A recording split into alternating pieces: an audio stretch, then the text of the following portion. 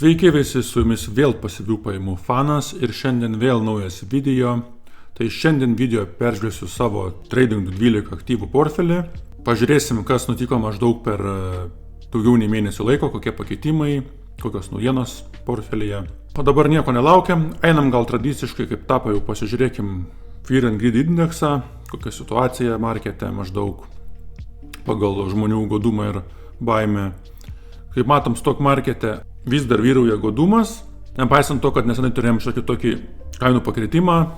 Tai rodo, kad žmonės tikisi rugsėjį palūkanų mažinimo Amerikoje ir, kaip sakant, pozityviai laukia akcijų kainų kilimo. O kas liečia kripto biržoj, kripto rinkoj, kaip matom, nukritom į neutralumą, iš tikrųjų nebetoli trūksta perėti ir baimę. Bitcoino dominacija nukrito, daug pinigų perėjo į altcoinus, į Ethereumą. Ir to pasiekoje buvo dideli išpardavimai praeitą savaitę iš Bitcoino ETF-o ir daug žmonių tikriausiai dėl to gal supanikavo, pradėjo parduoti. Tai, manau, visai neblogas progas buvo užsipirkti, pasipildyti Bitcoino, kas į jį investuojat.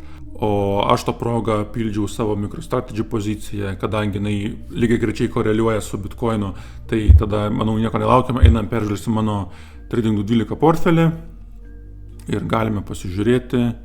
Kaip matote, esu prisijungęs, einam tada tiesiai gal į portfelį ir viską nuo pradžio tikriausiai pasikeliame viršų. Tai kaip žinot, aktyviai šį portfelį vėl nuo nulio formuoju jau 3 mėnesiai. Tai kaip matom, 3 mėnesių kol kas vidutinė grąža šiai dienai 21%. Iš tikrųjų grąža laikėsi virš 30%, bet per paskutinį kritimą šiek tiek pakritom. Bet vis dar man grąža džiuginanti, nes tikrai lenkiu indeksus su savo aktyviu investavimu. Ir jeigu toliau taip laikysim, tai sakyčiau 20-30% metinė grąža tikrai mane pilnai džiugins šitam aktyviam portfelį. Be abejo, tikslas yra užauginti šitą portfelį kuo greičiau iki 10 000 eurų ribos.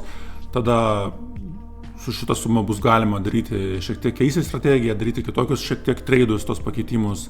Gal nebereikės taip ekstremaliai portfelio investuoti į svertinius produktus. O kol kas, kol nepasiekiau šitos sumos, kaip sakant, tos ribos pinigų išsikeltos, stengiuosi visais įmanomus būdus kuo greičiau užauginti šitą portfelį. Tai va, tai galime pažvelgti dabar, kas portfelį sudaro, kas portfelio viduje.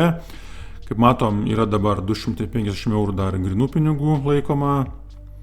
Be abejo, už juos gaunama kiekvieną dieną keletą centų palūkanų, nes Trading12 moka už tai, už laikomus pinigus. Ir kas liečia iš pozicijų, kaip matom, visiškai kitokios pozicijos, kas buvo peržvelgta prieš mėnesį su viršum portfelyje.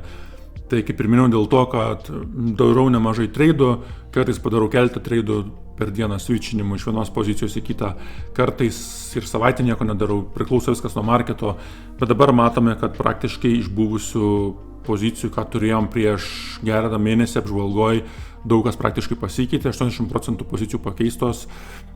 Ir pirmiausia, kas krenta tikriausiai į akis, tai nebėra mano susikurtų 2 pyragų. Nusprendžiau pašalinti, todėl kad jie daug koreliavosi, susimaišė su mano svertiniam pozicijom. Pozicijos kaip ir dubliavosi, o portfelis gan nedidelis, kaip ir neužtenka paskirstyti pinigų kiekvienai investicijai, norės labiau susikoncentruoti ir neturėti daug išskirstytų, išmėtytų pozicijų, nes po to, tarkim, nebespėjau sekti rinkos, nebespėjau žiūrėti, ką pirkti, ką parduoti, tai dabar nusprendžiau panaikinti tuos 2 pyragus ir susikūriau kitą pyragą, visai kitą strategiją, kaip matom, kasdien po 1 eurą į QQQ3 ETF-ą. Tai esu ne kartą svarstęs, esu vieną kartą netgi pradėjęs tą eksperimentą, bet nutraukęs. Vis dėlto vėl grįžau prie šitos minties, kad reiktų pradėti kiekvieną dieną po 1 eurą dėti į šitą fondą. Tai strategija yra paprasta šito fondo, jisai yra 3 kartus išsvertintas, tai jisai seka Nasdaq 100 indeksą ir investuojant į jį galime tikėtis turėti gal ne 3-gubai, bet bent jau 2-gubai didesnę grąžą su laiku.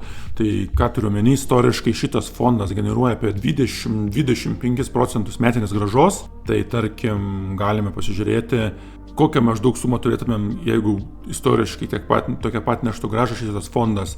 Tai įsivaizduokit, kad tarkim investuojant po 1 eurą 30 metų laikotarpį mums šitas fondas sugeneruotų 740 tūkstančių eurų, kai to pasekoje mes būtume investavę tik keliasdešimt tūkstančių eurų iš viso. Tai tikrai įspūdinga grąža, tai sudėtinių palūkanų gale veikia, kai būna dideli procentai ir kuo didesni procentai ir be abejo kuo didesnės investuotos sumos, tuo greičiau viskas kompaundinasi ir auga.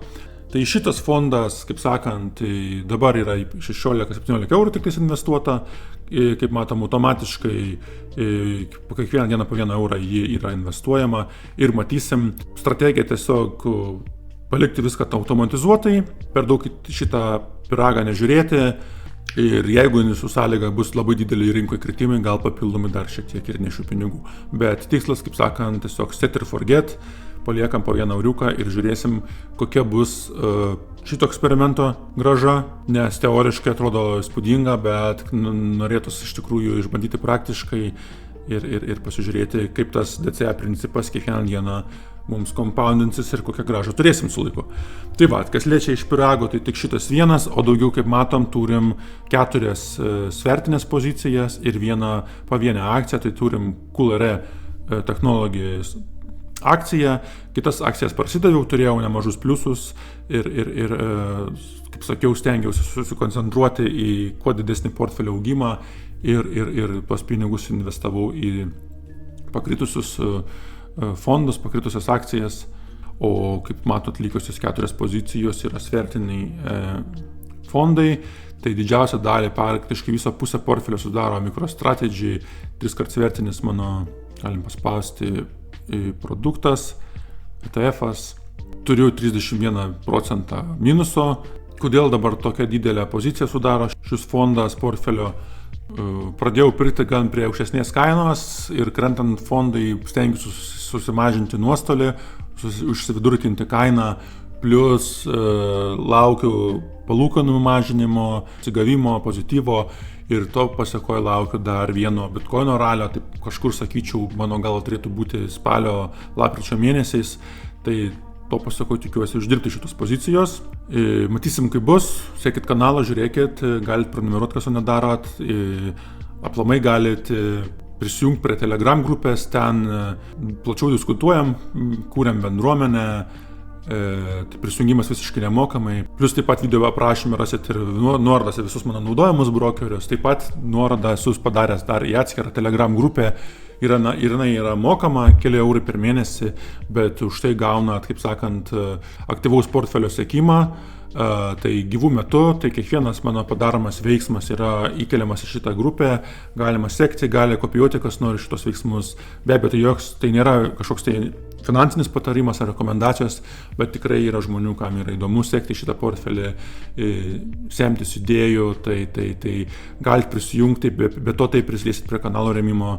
Kadangi esu nepriklausomas kanalas, rėmėjų dėka galiu toliau kurti turinį, nes visi pinigai surinkti iš kanalo paramos eina į šitą portfelį ir jo auginimui ir kitų naujų pozicijų, tarkim, paieškai, naujų idėjų, strategijų atradimui. Tai galite prisijungti, o jeigu nenorit, galite prisijungti nemokamą grupę, ten bendraujam įvairiom temom ir auginam tą investuotojų bendruomenę, kaip sakiau, ir mokomės vieni iš kitų. Tai va, dabar sekančios pozicijos yra Microsoftas, kaip matom, turiu 2 kartus užsvertintą. Kodėl 2 kartus? Tai šiek tiek mažesnis volatility decay, tai, kaip suprantat, turi mažesnį navo ir fondo kritimą prie stagnuojančios rinkos krentančios. Pasirinkau 2 kartus svertinį fondų dėl to, kad šitą poziciją norėčiau palaikyti ilgesniam laikui, nes tarkim galime eiti pasižiūrėti, jeigu susivesim Microsoftą, matysim, kad analitikai vienbalsiai praktiškai rekomenduoja stiprų pirkimą, kaip matom, ir pati akcijos kaina yra pagal vertinimą prie žemumų. Tai to pasekoje noriu užeiti su svertu į šitą poziciją ir, kaip sakant, turėti ateityje didesnį potencialų pelną. Tai va, kas liečia, tarkim, toliau Amazonas, lygiai tas pats, jeigu pasižiūrėsit, kompanija tikrai dar nėra pasiekus savo aukštumų, čia turiu 3 kart svertinį, bet vis dar tikiuosi jo šitos kompanijos didesnio šuolio, nes kompanija tikrai pagal analitikus yra irgi gan nuvertinta ir turi didelės perspektyvas ateityje, daug investuoja į dirbtinį intelektą, su svertu noriu uždirbti kuo didesnį pelną šitos pozicijos.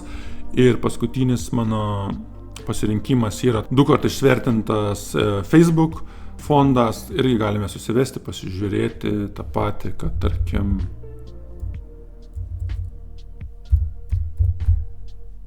jeigu pasižiūrėsim Meta akciją, prisijunkim, kaina atrodo šiai dienai $740, bet jie iš tikrųjų yra gan maža pagal visus vertinimus, pagal visas rodiklius.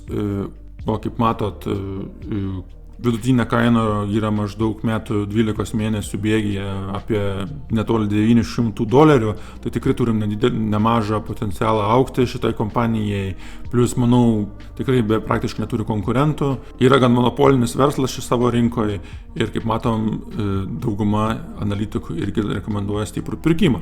Tai va, tai to pasekoje irgi lygiai taip pat užsipirkau 2 kart svertinį poziciją šito fondo ir planuoju palaikyti ilgesniam laikui šitą poziciją.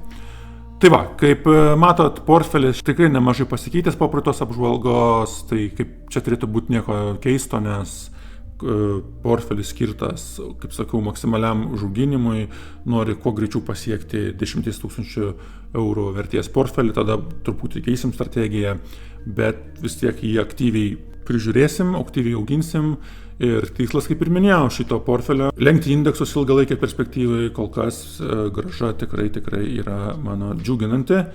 Tai va, jeigu patinka apžvalgos, prenumeruokit kanalą, kas to nedaro, galite pasidalinti su kitais, parašykit komentarą, tai padėsit algoritmui labiau iškelti šitą mano kanalą kitiems žmonėms, tai ačiū Jums už tai, už pasidalinimus, už palaikymą, o galite parašyti, pakomentuoti, ar Jūs aktyviai prekiaujate, ar labiau esat už pasyvų investavimą.